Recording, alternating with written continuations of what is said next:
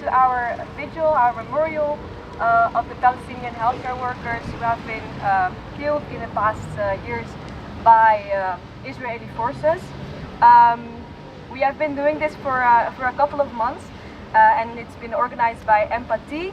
For the people who are here maybe for the first time, it's a group within Rotterdam who organize these kind of things. We organize the vigils every month, but also lectures and other stuff. So please, if you haven't joined us yet, please join us. You can join via our social media or our WhatsApp group.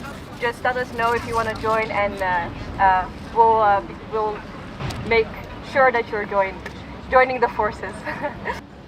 Dr. Omar Farwana, a professor and former dean in the University of Gaza. He was an andrologist. Dr. Aya Farwana, family medicine specialist in Gaza. Dr. Medhat Saida, senior burn and plastic surgeon. Dr. Mohammed Dabour, consultant pathologist and dean of preclinical medicine. Dr. Tamer Al-Khayat, anesthesiologist and intensivist. Dr. Mahmoud Al-Khayat, consultant internal medicine in Rafah.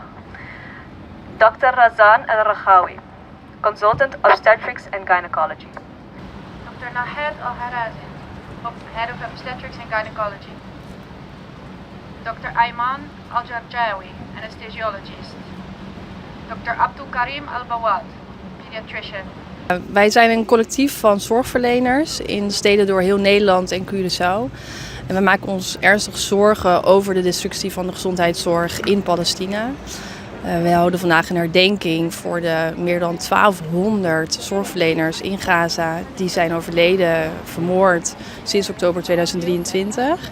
Dus wij herdenken hen, wij rouwen om hen en wij vragen tegelijkertijd om aandacht voor de situatie daar en om actie.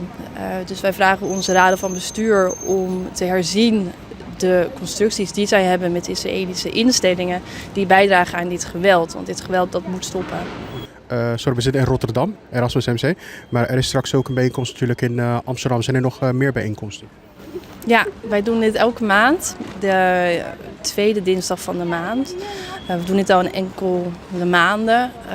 Samen met verschillende groepen in verschillende steden. En ook in Curaçao. En we worden steeds groter, gelukkig. Steeds meer mensen zien in dat dit echt niet zo langer kan en sluiten zich bij ons aan. Om steun te geven aan deze cause, wat kan men doen? Sluit ons aan. Sluit je aan bij ons. Artsen voor Gaza, stuur ons een mail, vind ons op Instagram, op LinkedIn. Er zijn heel veel bijeenkomsten die je kan bijwonen, heel veel dingen die je kan doen. Dus ik denk dat het belangrijkste is dat je niet het gevoel hebt dat je niks kan doen. Er is heel veel dat je kan doen. En als iedereen een klein beetje doet, dan komen we gewoon een heel eind. Dus doe vooral iets. Voel je niet hopeloos, maar sluit je aan bij ons.